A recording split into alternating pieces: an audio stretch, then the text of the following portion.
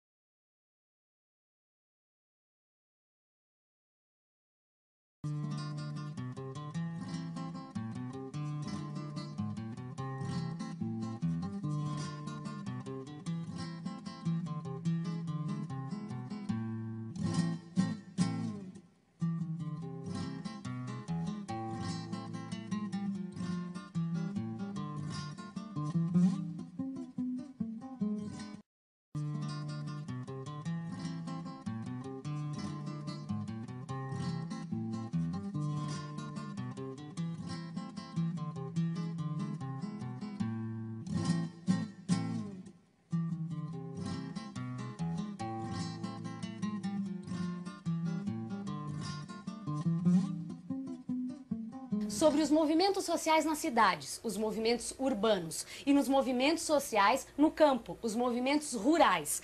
E nós vamos começar por aqui. Vamos ver o que acontecia nas cidades durante a Primeira República. Você tem certeza que é isso que a gente vai falar? Absoluta. Pode ser, vamos lá. Porque a gente, falando isso, nem vai parecer operário do início do século, Gil. Olha só para as reivindicações. Fala. Pela liberdade para todas as pessoas detidas por motivo de greve. Essa é boa. Que nenhum operário seja dispensado por haver feito greve.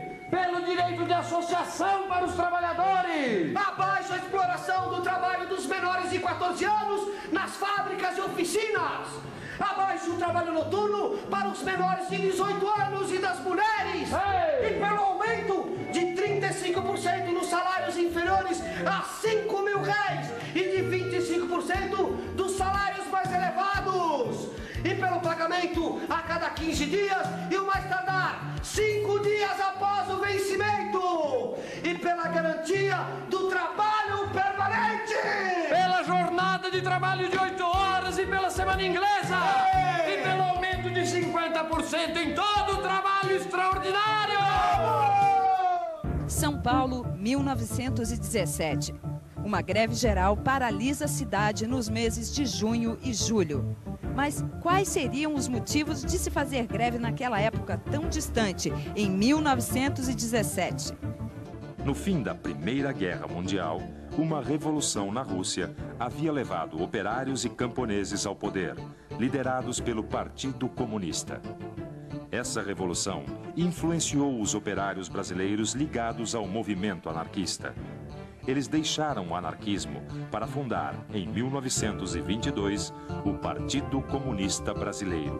E em 1928, comunistas e socialistas se uniram para formar o Bloco Operário e Camponês. O objetivo era influir nas eleições que se aproximavam. As preocupações com as condições de vida do povo não eram exclusivas dos comunistas, socialistas e anarquistas. Também a Igreja Católica levava em conta essa questão. A Pastoral Coletiva de 1915 pregava a caridade e o assistencialismo como principais virtudes cristãs. As principais conquistas dos movimentos operários da década de 20 foram a Lei da Aposentadoria e da licença remunerada para tratamento de saúde. Mas eram tempos difíceis. Os governos republicanos desprezavam as reivindicações dos operários e a repressão policial corria solta durante as manifestações de protesto.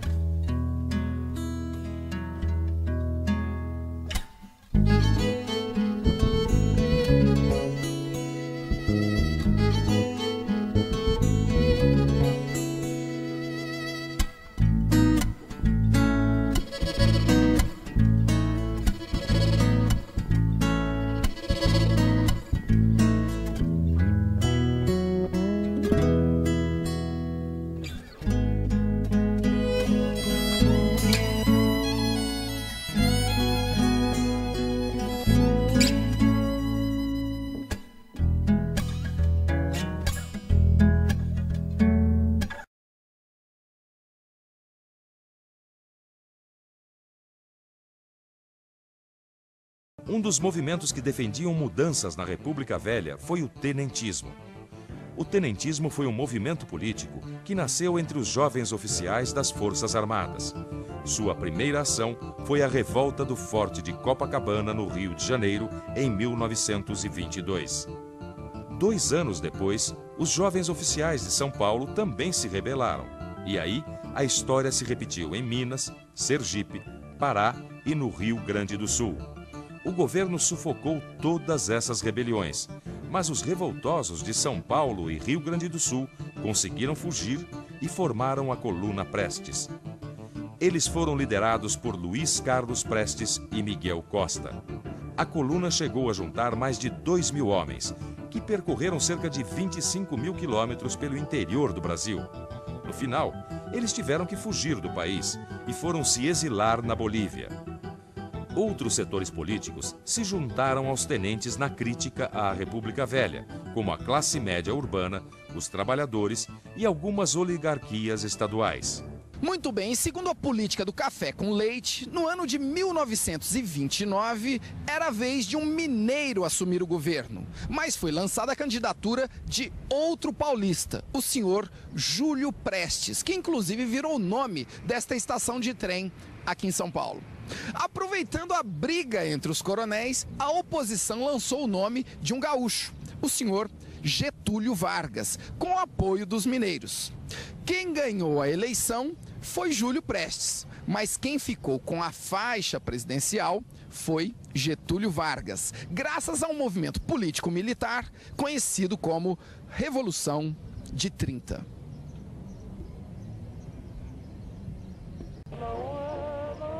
Como é que entra o povão na Revolução de 1930? O povão entra na Revolução de 30?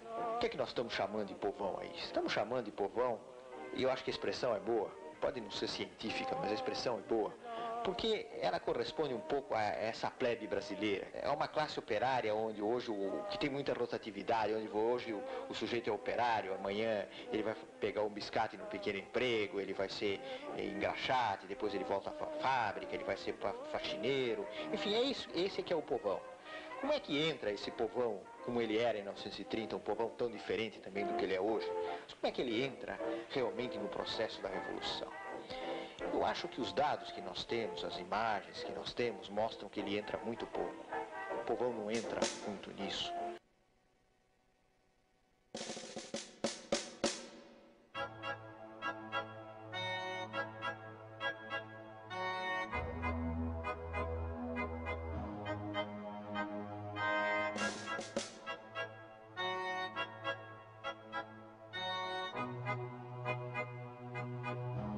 Na memória nacional, a Revolução de 30 é tida como um marco de mudança. Foi a quebra da República das Oligarquias. A partir de 1930, a participação do Estado na sociedade brasileira se transformou. O Estado passou a conduzir o desenvolvimento econômico e a controlar as relações políticas e sociais.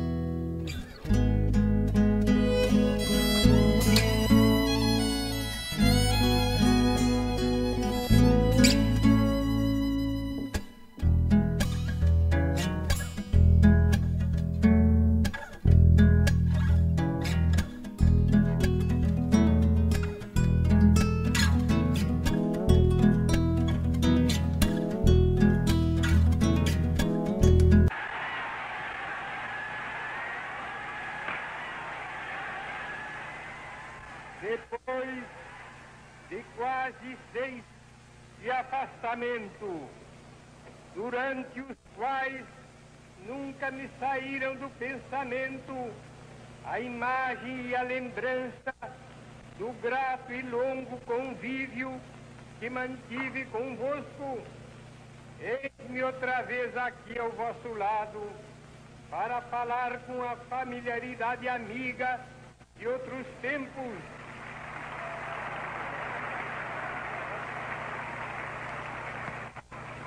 E para dizer que voltei, a fim de defender os interesses mais legítimos do povo e promover as medidas indispensáveis ao bem-estar dos trabalhadores.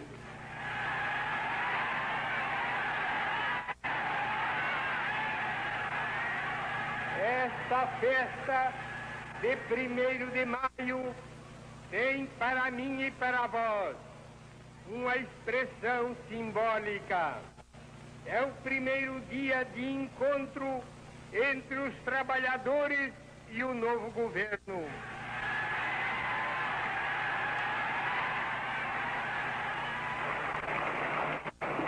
E é com emoção que retorno ao vosso convívio neste ambiente de regozijo e de festa nacional, em que nos revemos uns aos outros a céu aberto, em que o governo fala ao povo de amigo para amigo, na linguagem simples, leal e franca com que sempre vos falei.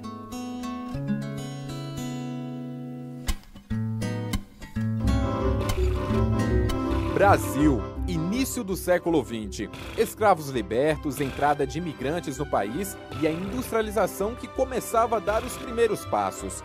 Com as empresas e indústrias nos grandes centros urbanos, a jornada de trabalho de até 16 horas diárias e a exploração da força de trabalho, inclusive de mulheres e crianças.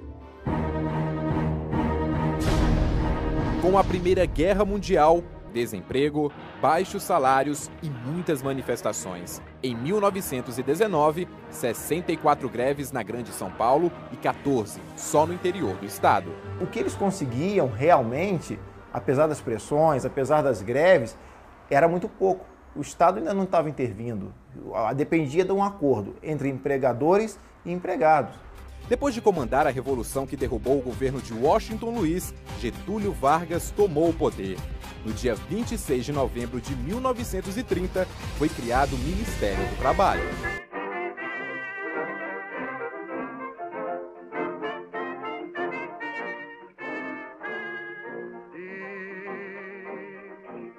Qual foi o mal que eu te fiz? Eu não te farei essa ingratidão. Foi um falso contra nossa amizade. Não creias, não pode ser verdade.